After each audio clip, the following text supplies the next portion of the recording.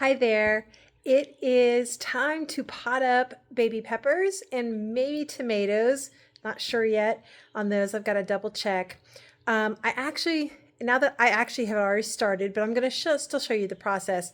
I maybe could have waited a little bit longer on some of the peppers. However, there were in most of the cells, hang on a second, let me turn this around so in most of the cells where I started the seeds, you can see I've got one cell left here to do.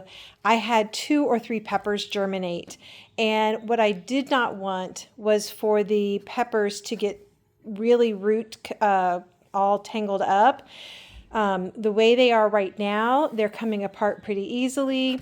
And they've all got some sets of, at least 2 or 3 sets of true leaves. They still have their seed leaves, their cotyledons. That's these skinny ones down here. That's what is in the seed that comes out first and helps the plant get started.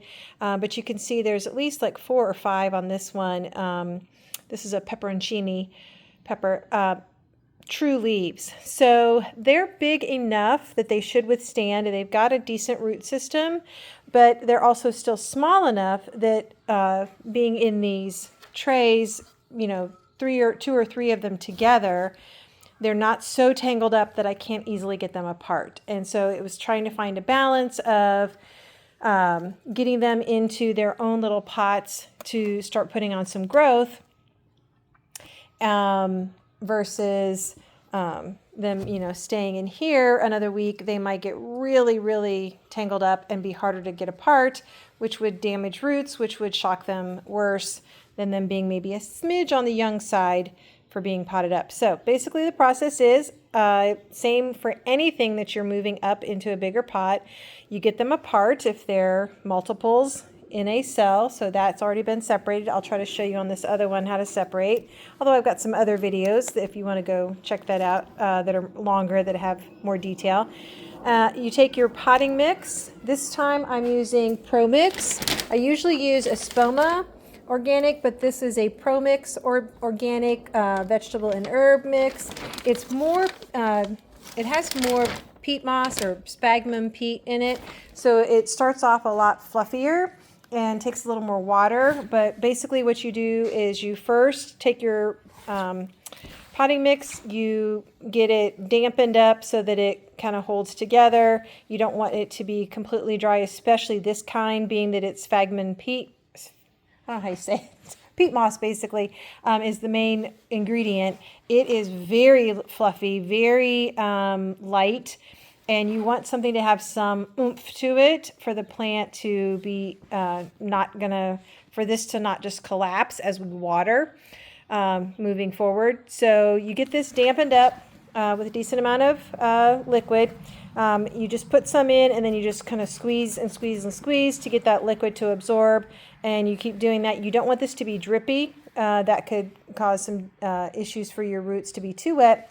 So you have to find that balance of it holds together, but it's not dripping wet. 2 things that I add to this. It is a potting mix, so it does have a little bit of gentle fertilizer in it. It also has something else called mycoactive. I think it's like a mycelium kind of thing. You can Google them and read all about it. But I also am I add a little bit of the Espoma starter fertilizer, because that just gives it a little bit of extra nutrition, and that I know is very, very gentle. And then I'm also adding this year to every batch a little bit of powdered natural. It is a natural bacteria product that you typically mix a little bit with water and then use it to water your plants, and it will act as a insecticide. It'll kill fungus gnat larvae. So I have found that this is, I think, helping this year. So that is something I'm doing with every batch. But you take your new little pot that you're going to be putting this in, and then you tap it down a little bit. You don't want there to be a bunch of air pockets. This is going to still have like some air pockets, but we'll take care of that in a second. And then I just take my finger in the middle and kind of make a hole. And I make a hole bigger than what I need. And then I'm going to take my little baby plant. I'm going to carefully wiggle this in here so that all of the roots get down in. And peppers and tomatoes, you can plant a little bit of the stem and some more roots will grow off of it. So then what I'm going to do is I'm going to pack this potting mix in, keeping this in the center, and then I will just add a little bit more around. It's kind of hard to do that while I've got the camera in one hand, sorry. And I'll just do that until I get that nice and packed together, and it'll end up looking like that.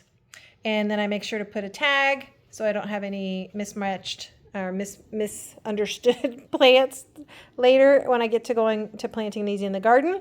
As you can see, I've already got 2 done, 2 trays of 18, so that's 36. I'm going to end up with around 40-ish, a little more than 40 pepper plants, not including the other tray that I started that's in the house about a week ago.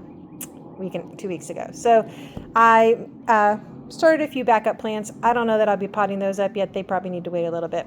So anyways, that is the process for potting things up from your seed starting trays into trays that would be ones where they can grow on. Hopefully these peppers will be able to grow on in here all the way till it's time to plant. May have to move them up again. I had to do that last year, so we'll just see. Anyways, thanks for joining me here in Aunt Susan's garden.